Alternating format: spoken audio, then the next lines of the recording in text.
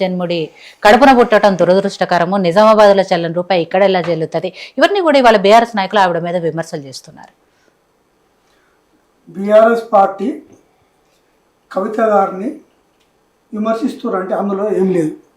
కవిత గారు ఆమె జాగృతి పెట్టుకుంది, సరే మహిళల కొరకు చేసింది బతుకమ్మ, తెలంగాణ ఉద్యమంలో ఒక భాగం అందరు పనిచేశారు. కవితనే కాదు, తెలంగాణ రాష్ట్రంలో ఉన్న ప్రతి ఒక్కరు అన్ని వర్గాలు, వాళ్ళు ఉద్యోగస్తులు కానీ, విద్యార్థులు కానీ, కవులు కానీ, కళాకారులు కానీ, మేధావులు కానీ, మహిళలు కానీ, ప్రతి ఒక్కరు ప్రతి గ్రామంలో వంట వార్పు కార్యక్రమంతో సహా ప్రతి ఒక్కరు తెలంగాణ రావాలని పోరాటం చేసిన వాళ్ళే. అందులో కవిత గారు కూడా ఉన్నారు. సరే వారు అమెరికా నుంచి వచ్చారు, సరే కేసీఆర్ గారు వాళ్ళ ఫాదర్ కావచ్చు, ఆమె పనిచేసినందుకు కూడా ఆమె గుర్తింపు లభించింది, ఆమె ఎంపీగా గెలిచింది. దాని తర్వాత కూడా మళ్ళీ ఎంపీ ఓడిపోతే కూడా చాలామంది విమర్శ చేశారు. అయినా కానీ కవిత గారికి ఎమ్మెల్సీ ఇచ్చారు. ఇప్పటికి కూడా ఎమ్మెల్సీ పదవి అయిపోలేదు, ఇంకా ఎమ్మెల్సీ పదవి ఉన్నది. కానీ కవిత గారు ఓకే, మన భారతదేశంలో పార్టీ పెట్టుకునే అధికారం ఎవరికైనా ఉంటుంది. కేసీఆర్ కూడా ఫస్ట్ కాంగ్రెస్లో చేసాడు, తర్వాత టీడీపీలో ఉన్నాడు, తర్వాత తెలంగాణ రాష్ట్రం కావాలని వారు సపరేట్ పార్టీ పెట్టి తెలంగాణ రాష్ట్రాన్ని సాధించాడు. ఓకే, రాష్ట్రంలో ఎన్ని ఇబ్బందులైనా ఉండొచ్చు, దానికి కవిత గారు స్టాండ్ తీసుకోవాలి. ఆ రోజు కేసీఆర్ గారు ఆంధ్రప్రదేశ్లో తెలంగాణ రాష్ట్రానికి అన్యాయం జరిగింది కాబట్టి వారు టీఆర్ఎస్ పార్టీ పెట్టి తెలంగాణ రాష్ట్ర సాధన కొరకు పనిచేసి, సరే 14 సంవత్సరాలు పనిచేసిన అందరిని కలుపుకొని రకరకాల ఇబ్బందులు వచ్చినా, ఎంతమంది అవమానించినా, దాదాపు ఆంధ్రప్రదేశ్లో తెలంగాణతో సహా కేసీఆర్ను తిట్టని వాళ్ళు 1,00,000 మంది, మిగిలిన వాళ్ళు కూడా ఒక సందర్భంలో అందరు తిట్టిన వాళ్ళే, వాళ్ళు ఏ పార్టీ అయినా కావచ్చు. అలాంటి అవమానాలు ఎన్నో అతను భరిస్తూ ఏకైక మార్గం తెలంగాణ రాష్ట్రం, అది కూడా శాంతియుతంగా కావాలంటూ ఓపిక బట్టి తెలంగాణ రాష్ట్రాన్ని సాధించారు. అదేవిధంగా కవిత గారు కూడా ఓకే, ఆ పార్టీ పెట్టుకునే అవకాశం ఉన్నది, ఆ హక్కు ఉన్నది, పెట్టుకోవచ్చు. కానీ అప్పుడప్పుడు పార్టీలో విమర్శించడం, సరే ఆధారాలు ఉంటే బయట పెట్టవచ్చు. ఒకసారి కేటీఆర్ గారిని అంటారు, ఒకసారి సంతోష్ రావు గారు అంటారు, ఇంకోసారి హరీష్ రావుని అంటారు, జగదీష్ రెడ్డి అంటే స్టాండ్ లేదా, ఎవరు ప్రెస్ మీట్ పెడితే వాళ్ళను అంటుంది. అంటే వాళ్ళకి తెలిసిన విషయాలు చెప్తారు. ప్రకాష్ గారు కూడా ఈ మధ్యలో చెప్పారు, చెప్పినంత మాత్రమే వాళ్ళు తెలిసిన విషయాలు చెప్తారు. సరే ప్రతి మనిషిలో తప్పు ఉండొచ్చు, రైట్ ఉండొచ్చు. నువ్వు ఏ కాదు కొరకు పని చేస్తున్నావు, స్టాండ్ అనేది మీరు కరెక్ట్ తీసుకోండి. కొత్త పార్టీ పెడుతురా, ఎందుకు తెలంగాణ రాష్ట్రంలో ఏం సాధించాలనుకుంటున్నారు, ఏం చేయాలనుకుంటున్నారు, మీరు స్పష్టత తీసుకొని దాంట్లో మాట్లాడండి. అధికారంలో ఉన్నది తెలంగాణ రాష్ట్రంలో కాంగ్రెస్, దేశంలో ఉన్నది బీజేపీ పార్టీ. మీకు బీజేపీ పార్టీ కాంగ్రెస్ పార్టీని కాకుండా అధికారంలో లేని బీఆర్ఎస్ పార్టీని ఈ రోజు మీరు అంటున్నారంటే మీరు అక్కడి నుంచే 9.5 ఏళ్ళు బీఆర్ఎస్ పార్టీ కూడా అధికారంలో ఉంది, అయినా కూడా ఆశించిన స్థాయిలో అభివృద్ధి జరగలేదు. ముఖ్యంగా సామాజిక తెలంగాణ ఏదైతే చెప్పామో అది నెరవేరలేదు అని నిన్న కూడా ఆవిడ మాట్లాడుతూ, ఇద్దరు సీఎంలు కూడా విద్యకు సంబంధించి ఎక్కడ కూడా పట్టించుకోలేదు అని, 12 ఏళ్లలో విద్యా వ్యవస్థని పూర్తిగా వదిలేసారు ఇద్దరు సీఎంలు అని మాట్లాడారు. అయితే ఇద్దరు సీఎంలు మాట్లాడిన విషయం కావాల్సి ఉద్దేశపూర్వకంగా చెప్పినట్టే ఉంది. ఇప్పుడున్న ప్రభుత్వాన్ని ఏమనలేక మాజీ సీఎంలు కూడా అందులో కలుపుతుంది. కానీ తెలంగాణ రాష్ట్రం సాధించిన తర్వాత విద్యా ఉద్యోగాలు అనేది ఎన్ని ఫిలప్ చేసారు. ఇప్పుడు ఈ కాంగ్రెస్ ప్రభుత్వం వచ్చినాక కూడా ఫిలప్ చేసిన 80,000 ఉద్యోగాలలో 73,000 ఉద్యోగాలు బీఆర్ఎస్ పార్టీ ఇచ్చిన నోటిఫికేషన్లనే రేవంత్ రెడ్డి గారు గ్రూప్ 1 కానీ, గ్రూప్ 2 కానీ, గ్రూప్ 3 ఇతర అలా ఆయన ఇచ్చిన 80,000 ఉద్యోగాలు 73,000 ఉద్యోగాలు బీఆర్ఎస్ పార్టీ ఇచ్చిన నోటిఫికేషన్లనే ఫిలప్ చేశారు. అది కవిత గారికి కనిపిస్తలేదా? ఉద్దేశపూర్వక ఇప్పుడు తెలంగాణ రాష్ట్రం వచ్చినాక కేసీఆర్ గారు నీళ్లు, ఇంతకుముందు తెలంగాణ రాష్ట్రంలో వాటర్ ఎట్లా ఉన్నాయండి, సాగునీరు కానీ తాగునీరు కానీ ఎంత ఇబ్బంది ఉండే. ఇప్పుడు తెలంగాణ రాష్ట్రం వచ్చిన తర్వాత హైదరాబాద్లో ప్రతి ఇంటికి 20,000 లీటర్లు ఫ్రీ ఇచ్చారు కేసీఆర్ గారు. ఊర్లలో మనం చూసినాం.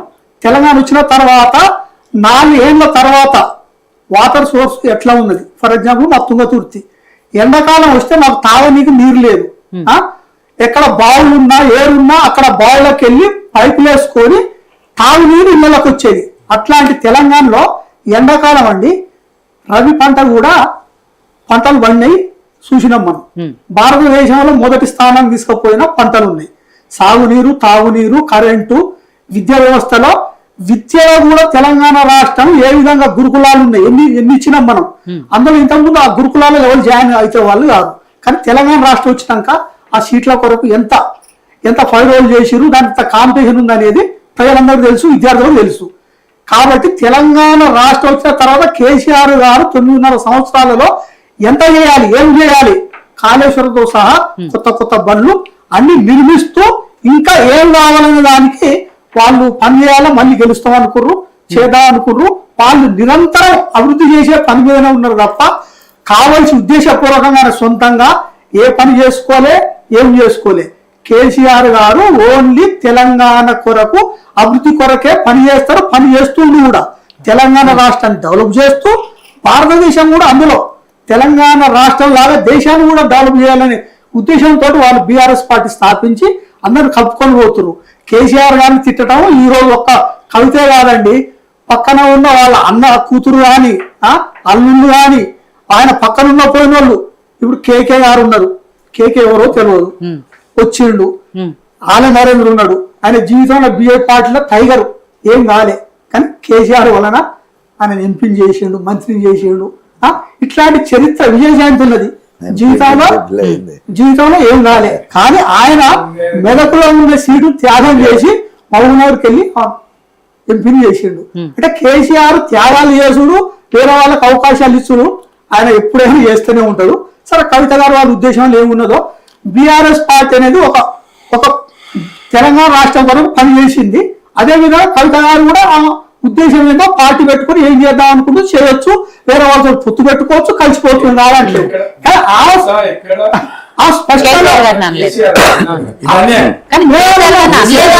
బీఆర్ఎస్ పార్టీ ఎవరన్నా కేసీఆర్ మనం ఒక స్కూల్లో చదువుతున్నప్పుడు ఒక స్కూల్లో ఒకరు అన్నదంటే అందరిని అన్నట్టే. లేదండి, ఆ స్కూల్ మంచిది కాదంటే స్కూల్ మంచిది కాదు. ఇప్పుడు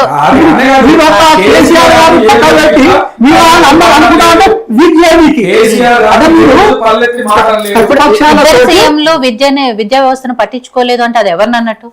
కేసీఆర్ గారిని అన్నట్టు కాదా?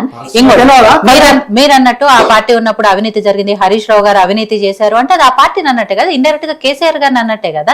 ఆయన పాలనలో అవినీతి జరిగిందని ఆవిడ ఒప్పుకుంటున్నట్టే కదా.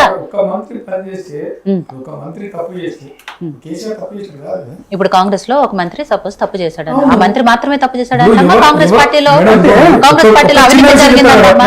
ఒక్క చిన్న విషయం చెప్తా, ఒక వ్యక్తి తప్పు చేస్తే తను లోపల పోతాడు కానీ, జైలు పోతాడు కానీ ఈ వ్యవస్థ మొత్తం పోదు కదా, పోదు కదా.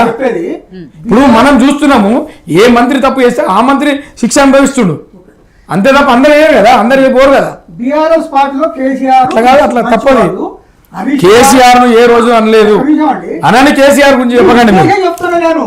ఇంకో రకంగా కేసీఆర్ దేవుడు అనే చెప్పింది ఇప్పుడు ఇలా చెప్తున్నాం మేము. నేను చెప్పేది ఏంటంటే ఉద్దేశపూర్వకంగా నువ్వు బూర్దగలుడు అన్నట్టు. డైరెక్ట్ కేసీఆర్ అంటే బాగుండదు కాబట్టి అంచెలంచెల ఒక పథకం ప్రకారం కేటీఆర్ కూడా అన్నది. నువ్వు కేటీఆర్ అంటలేదు, హరీష్ రావును, సంతోష్ ఒక టార్గెట్, జగదీష్ రెడ్డి అంటే అంచెలంచెలో ఒక పథకం ప్రకారం కేటీఆర్ అన్యాయం చేసిన అనలే. ఎప్పుడు కేటీఆర్ వదిలిపెట్టి ప్రజాక్షేత్రంలో అన్నది సోషల్ మీడియా నుంచి. మొన్న ఎన్నికల్లో జూబ్లీ హిల్స్ ఎన్నికల్లో ఓడిపోతే కర్మ హిట్స్ బ్యాక్ అని ఎవరిని ఉద్దేశించి అన్నారు? బీఆర్ఎస్ పార్టీ ఓడిపోతే అది కేసీఆర్ గారికి కూడా ఉంటుంది.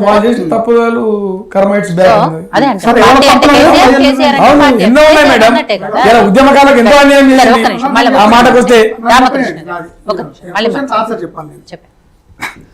మేడం కవిత గారు చెప్తురు, కేసీఆర్ గారు తిడుతురు అంటురు. ఓకే, ఇంతకుముందు కేటీఆర్ గారు ఇదే ఒక మీడియాలతో మాట్లాడుతూ కవిత గారు ఒకవేళ పొలిటికల్ గా వస్తే మీరేమన్నా ఇబ్బంది అంటే నాకేం ఇబ్బంది లేదు, ఒకవేళ ముఖ్యమంత్రి అయితే కూడా పనిచేసినప్పుడు కావచ్చు, నాకు అభ్యంతరం లేదని స్వయాన మీడియానే చెప్తుండే, అది అందరికీ తెలుసు. అదే కవిత గారు మాట్లాడుతూ బీఆర్ఎస్ పార్టీలో ఉన్నప్పుడే ఇంటర్వ్యూలో మాట్లాడుతూ చెప్పండి మీరు కేటీఆర్ గారు ఎట్లా అంటే, కేటీఆర్ ఏముందండి, కేసీఆర్ గారు యూనివర్సిటీలో పనిచేసిన సోమను రకరకాల పేర్లు చెప్పింది తప్ప కేటీఆర్ పదం అడిగినా చెప్పలే. అంటే ఆ ఉద్దేశం ఉన్నది. ఆ ఉద్దేశంలో ఓకే నీకు మంచి చేయాలంటే ప్రజలు అంగీకరించినప్పుడు ఓకే మేమైనా చేయొచ్చు. నీ ఎజెండా అనేది క్లియర్గా ఉంచుకోండి. మీరు బీజేపీ తోటి కలిసిపోతారా, కాంగ్రెస్ తోటి పోతారా, కొత్త ఉంటారా, మీరు పార్టీ పెడతారా, మీ ఉద్దేశం క్లియర్గా ఉండాలి. కేసీఆర్ గారు ఉద్దేశం చెప్పిండు, అందరూ కలుపుకొని తెలంగాణ రాష్ట్రం తెచ్చాడు. అదేవిధంగా మీరు అనుకున్నట్టు ఎట్లాంటి తెలంగాణ కావాలనుకుంటారు, దేశానికి ప్రధాని కావాలనుకుంటారో మీరు కావచ్చు, అలా తప్పేం లేదు. కానీ మీ ఎజెండా అనేది ఏమనుకుంటారో క్లియర్ గా జనాలకు అర్థం కావాలని నా ఉద్దేశం. రైట్. సో రామకృష్ణ గారు, మొదటి నుంచి కూడా ఈ ఎపిసోడ్ ని బీజేపీ నాయకులు ఏమన్నా ఫ్యామిలీ డ్రామా, కేసీఆర్ కుటుంబ కథా చిత్రము ఇలాంటివన్నీ లైట్ తీసుకుంటున్నారు. ఎక్కడా కూడా ఆవిడ గురించి అంత మాట్లాడాల్సింది ఏమీ లేదు అన్నారు. కానీ కవిత గారి విషయానికి వస్తే ఆవిడ ఇప్పుడు అధికారంలో ఉంది. నిజంగా ఇందాక విద్యాసాగర్ గారు అన్నట్టు దేశంలో అధికారంలో ఉన్నది బీజేపీ, రాష్ట్రంలో అధికారంలో ఉన్నది కాంగ్రెస్. ఈ రెండు పార్టీలను వదిలేసి సొంత పార్టీ వాళ్ళని ఎప్పుడో జరిగిపోయిన అంశాలను ప్రస్తావిస్తూ వస్తున్నారు. అంటే ఆవిడ అసలు టార్గెట్ ఎవరు అనేది ఎవరికి అర్థం కాని విషయము. ఇక్కడ ఆవిడ కలిసిపోయింది. ఇప్పుడు కూడా విద్యాసాగర్ గారు అంటున్నారు, చాలా మంది బీఆర్ఎస్ నాయకులు కూడా అది అంటున్నారు. ఆవిడ పార్టీతో పొత్తు పెట్టుకోవాలనుకుంటేనో ఆ పార్టీలో చేరాలనుకుంటే చేరమనండి, కానీ ఇలా ఇండైరెక్ట్ గా ఉండి ఎవరో పలికిచ్చిన పలుకులు పలకటం కానీ, ఎవరో నడిపిస్తున్న విధానం అమలు చేయటం కానీ సరికాదు అనేది. నిజంగా బీజేపీతో అలాంటి ఉన్నాయా ఆవిడకి ఏమన్నా? ఇందులో బీజేపీకి సంబంధించి కవితతో ఎక్కడ కూడా సంబంధాలు లేవండి మెయిన్గా.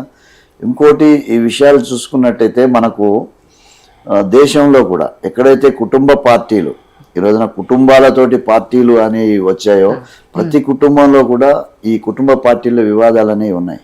దేశం మొత్తం మనం చూస్తున్నాం. మొన్ననే బీహార్ లో కూడా బీహార్లో స్టార్ట్ అయింది.